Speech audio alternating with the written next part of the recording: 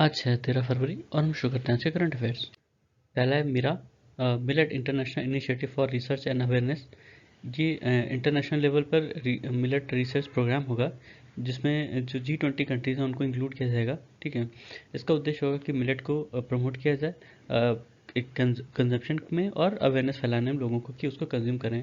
इसके लिए send money for Meera चलाया जाएगा G20 में, कि जो कंट्रीज में पार्टिसिपेट करती हैं वो कुछ इसमें मेंबर फी दें। ठीक है, इसके लिए बैकग्राउंड क्या था, यूएनजीए ने 2023 को इंटरनेशनल ईयर ऑफ मिलेट घोषित किया। ये इंडिया का प्रपोजल था। ठीक है, तो इसी के साथ इंडिया जो है इसको पीपल्स मूवमेंट और इंडिया खुद को as a global hub for millet दिखाना चाहता है। ठीक है, अभी G20 प्रेसिडेंसी अपने पास है, इसमें एग्रीकल्चर से रिलेटेड काफ़ी सारे मीटिंग्स होंगी। ठीक है, तो उसमें मिलेट को प्रमोट किया जाएगा। मिलेट को अपने यहाँ श्री अन्न कहते हैं। अब अपने बजट में बताया गया कि जो Indian institute of millet research Hyderabad में है वहाँ पर सेंटर ऑफ एक्सीलेंस खोला जाएगा। फिर है तंसा वाइल्ड लाइफ सेंचुरी। ये थाने डिस्ट्रिक्ट महाराष्ट्र में है, वेस्टर्न घाट से लगा हुआ। यहाँ पे दो नदियाँ बहती हैं, तंसा और वैतरना। तंसा जो है इस तंसा वाइल्ड लाइफ सेंचुरी को इक्वली डिवाइड करती है दो पार्ट में। और यहाँ पर कुछ रिजर्वायर्स भी हैं जो तंसा वैतरना और भादसा रिजर्वायर कहला जाते हैं।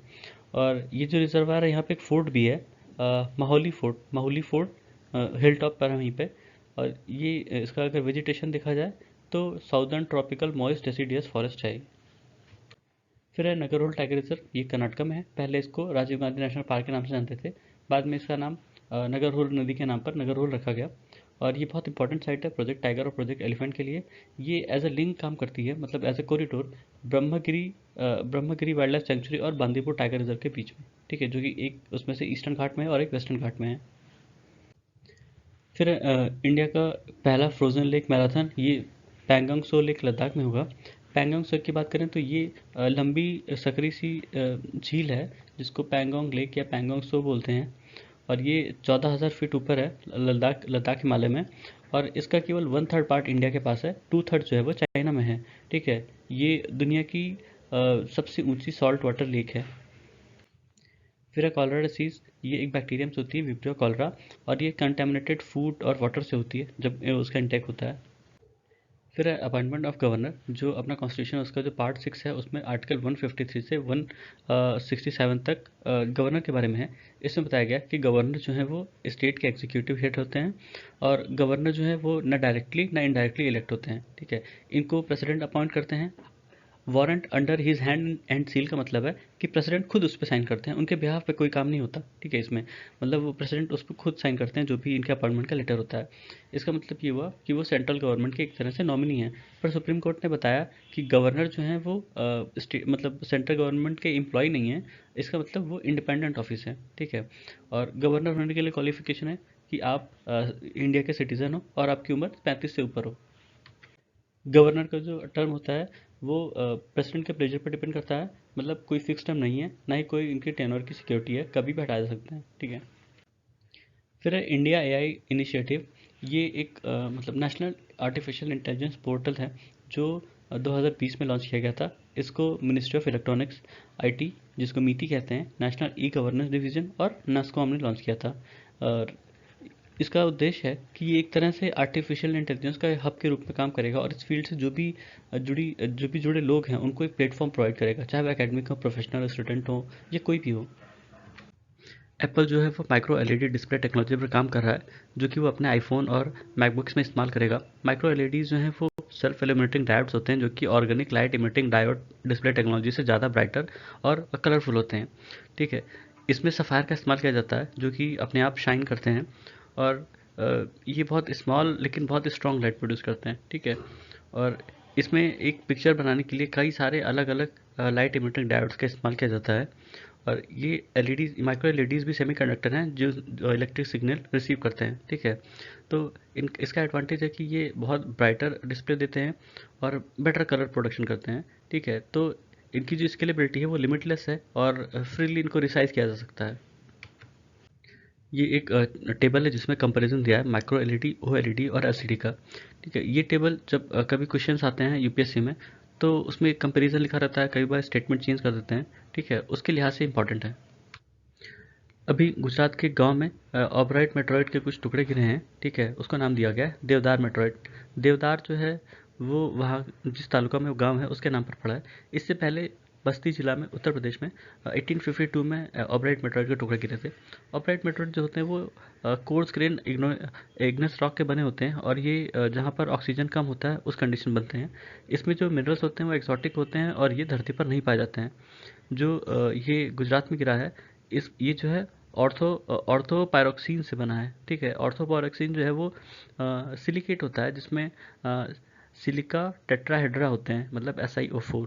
और ये जो पायरोक्सिन होते हैं ये डाइऑक्साइड और जेडाइट जो होते हैं वो जेम की तरह यूज़ किए जाते हैं। ठीक है, फिर है मामातूस क्लाउड्स। मामातूस क्लाउड्स जो हैं वो क्यूमुलोनिम्बस क्लाउड से बनते हैं।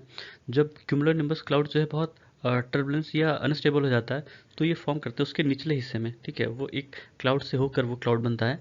और जहाँ भी ये क्लाउड बनते हैं उसका ये मतलब होता है कि वहाँ बहुत ज़्यादा लाइटनिंग, रेन और हेल के चांसेस हैं। और ये अगर ठंडा इलाका है तो वहाँ स्नोफॉल हो सकता है। क्राइस्ट द रिडीमर मूर्ति जो ब्राज़ील के माउंट कॉर्कोवाडो जो रियो डी जेनेरियो में है, ठीक है, उस पर बिजली गिरी। ये जो मूर्ति है ये रीइंफोर्स्ड कंक्रीट से बनी है और ये डेको स्टाइल स्कल्पचर में बनी है अपनी तरह की। ये मतलब इस स्टाइल में बनी सबसे बड़ी मूर्ति है। आर्ट डेको को स्टाइल मॉडर्न भी कहते हैं। ये एक मूवमेंट था डेकोरेटिव आर्ट आर्किटेक्चर का 1920s में। और ये वेस्टर्न यूरोप और यूएसए में देखा गया। इसमें जो मॉडर्न आर्ट स्टाइल था उसमें जो फंक्शनल ऑब्जेक्टिविटी होती है किसी आर्टिस्टिक टच की, उसको दर्शाने की कोशिश की गई। ये फाइन आर्ट से अलग था। फाइन आर्ट्स में जो पेंटिंग और स्कल्पचर होते थे वो केवल मतलब इंटरेस्टिंग व्यू प्रोवाइड करते थे, लेकिन उसका कोई फंक्शनल वैल्यू ऐसा नहीं था। जो आर्ट डेको होता है ये इसमें सिमेट्रिकल जियोमेट्रिकल स्ट्रीमलाइन और बहुत सिंपल आर्ट इस्तेमाल किया जाता है। ठीक है, और ये जो मतलब मॉडर्निज्म था उसको फैशन में बदलने के लिए ये इसका इस्तेमाल किया गया, इसको डेवलप किया गया एक तरह से। इसमें मतलब अलग से जो लग्जरी आइटम्स थे और मास प्रोड्यूस्ड वेयर्स थे उनको भी इसमें प्रोड्यूस किया गया।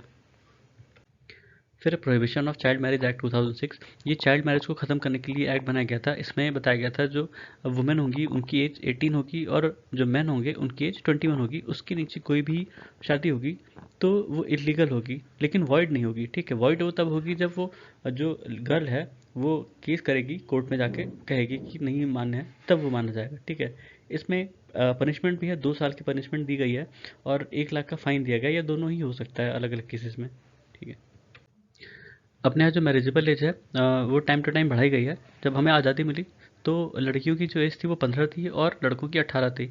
इसको 1978 में अमेंडमेंट करके लड़कियों के लिए 18 और लड़कों के लिए 21 की गई। फिर 2021 में फिर से बिल लाया गया था जिसमें वुमेन की एज 18 से 21 करने की बात की गई थी। और ये जया जेटली कमेटी की रिकमेंडेशन थी। ठीक है, पर ये अभी मेटरलाइज नहीं हो पाया। फिर organisation of the petroleum exporting countries. ये इंटर गवर्नमेंटल ऑर्गेनाइजेशन है जो ऑयल एक्सपोर्टिंग कंट्रीज़ हैं। ठीक है, इसमें सारी कंट्रीज़ नहीं हैं, 13 कंट्रीज़ हैं। ये 1960 में बना था। 5 फाउंडिंग मेंबर्स थे इसके उस समय: Iran, Iraq, Kuwait, Saudi Arabia और वेनेजुएला। बाद में और कंट्रीज़ इसमें जुड़ी और कुछ हटी भी। ठीक है, तो अभी 13 कंट्रीज़ हैं। उसका हेडक्वार्टर वियना में है। इसके बाद ओपेक प्लस। ओपेक प्लस में जो ओपेक कंट्रीज़ है वो हैं, उसके अलावा वो कंट्रीज़ जो एक्सपोर्ट करती हैं ऑयल, और लेकिन वो ओपेक के पार्ट नहीं है। ठीक है, ऑफिशियली ओपेक के पार्ट नहीं है और इनको पूरा मिला के ओपेक प्लस कहा जाता है। जो ओपेक प्लस है उसमें ओपेक कंट्रीज़ के अलावा Azerbaijan, Bahrain, Bruny, Kazakhstan, Russia, Mexico, Malaysia, south Sudan, Sudan और ओमान है। ठीक है, तो ये था आज के हमारे करंट अफेयर्स। सुनने के लिए धन्यवाद।